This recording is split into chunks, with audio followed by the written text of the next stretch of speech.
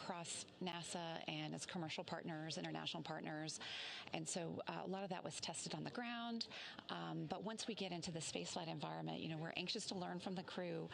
How was it interacting with those interfaces during the mission? And what can we learn going forward? Are there improvements that can be made? Understanding how the crew are sleeping and doing overall helps us understand a little more context around some of the challenges. Could it be that some of the interfaces are maybe more challenging when fatigue sets in? And is there something we can do to offset that going forward? So this will be really insightful for us to learn from their experience going forward. I have so many follow-up questions, but that's going to take up several hours. So I'm going to ask you one last question. Tell me about how you are feeling supporting this mission. It's historic. It is historic. It's hard to put into words. I think I speak for many saying just the excitement of the mission, the meaningfulness of the mission has been extraordinary. As Reed and Christina and Victor and Jeremy have pointed out, it's the collective endeavor of so many. They've expressed such gratitude for their families, for their teams, and for the public and the support that's come forward. So we are just grateful for everything that they're doing, everything that Mission Control is doing, and the larger spaceflight community is doing. And we're so excited at what's ahead for all of us as we talk about a sustained presence on the moon and possibly missions to Mars. That makes me so excited. And we're just 2 days, 16 hours and minutes into this mission. So we have a few more days to go on this 10 flight day mission. Sandra, thank you so much for being here. We really appreciate your insight, and good luck with the rest of your studies and what we learn after the crew gets back. Thank you so much. For now, this is Mission Control Houston. We'll be right back with more. We'll transition over to some live views here. We can see Orion here back, and we can see the moon. As you might be aware, we passed our halfway mark yesterday between the moon and Earth. So currently, Orion is 164,000 miles and counting up away from Earth, and we are about 114,000 miles away from the moon. For now, this is Mission Control Houston.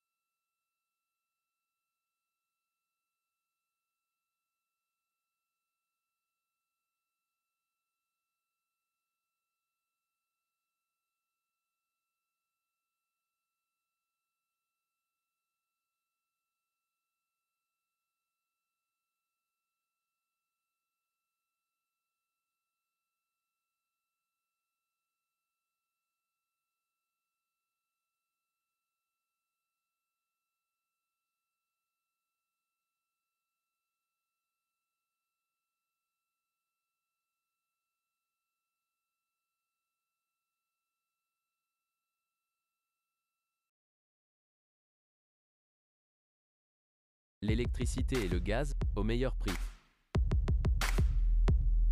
Comparez tous les fournisseurs d'énergie. Nous vous conseillons gratuitement.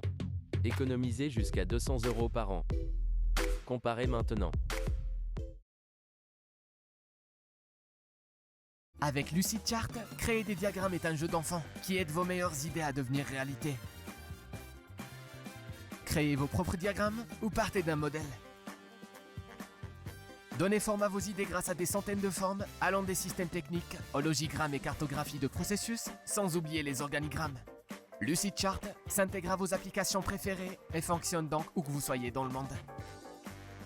Partagez vos documents avec vos collègues. Collaborez facilement avec votre équipe en laissant des commentaires et en mentionnant vos collègues. Comprenez le passé pour bâtir l'avenir. Dites non à la complexité et oui à la clarté. Commencez à créer des diagrammes dès aujourd'hui avec Lucidchart.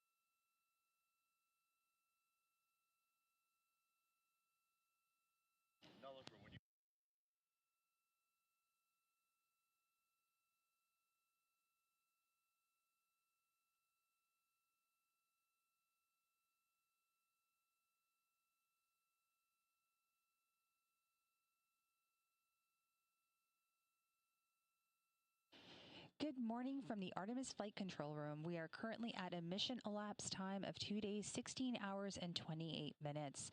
Currently, the crew is in their sleep period. While we are getting these beautiful live views from the Orion spacecraft, let's take a look back at the flight day highlights from Flight Day 3 aboard Orion.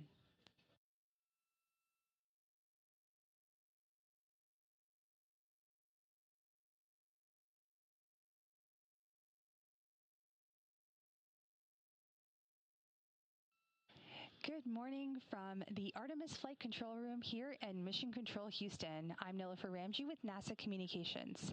As part of your Orbit 3 flight control team, we are coming to you live with 24/7 continuous coverage of the Artemis 2 mission. You are seeing live views right now from one of the solar array wings aboard the Orion spacecraft. As mentioned not too long ago, there is a surveying activity taking place while the crew is asleep. This is where the flight control teams on the ground here maneuver the solar array wings to take a look at the command module, which is sort of on the top left side of your screen, as well as the service module, which is on the bottom part of the spacecraft. This surveying activity essentially checks for any damage post-launch. The flight control team on the ground will conduct an additional surveying activity post-lunar flyby. For now, this is Mission Control Houston.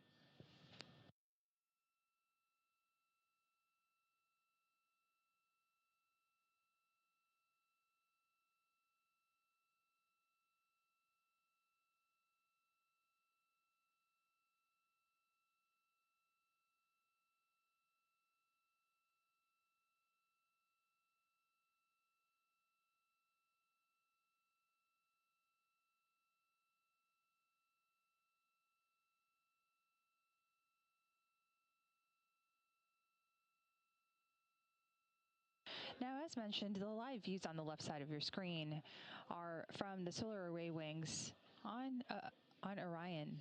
And we are seeing live views right now capturing the engines.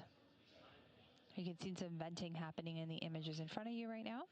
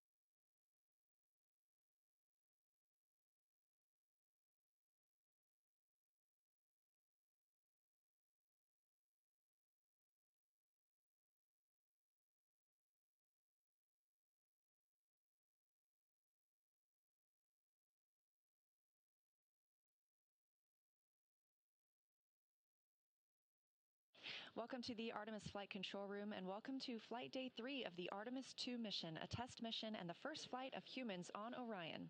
I'm NASA's Leah Cheshire Mustachio here in the Flight Control Room with the Orbit 1 team, now being led by Flight Director Jeff Radigan. It was a big day for the crew yesterday as the translunar injection burn was completed, committing Orion to fly around the moon on Flight Day 6 and return to Earth on Flight Day 10. Today we have another burn scheduled. That's the OTC-1 burn, Outbound Trajectory Correction 1. That's slated for 5:49 p.m. Central Time and would be an 8-second burn using the Reaction Control System thrusters. We've also been getting some imagery down from Orion taken by the crew after the translunar injection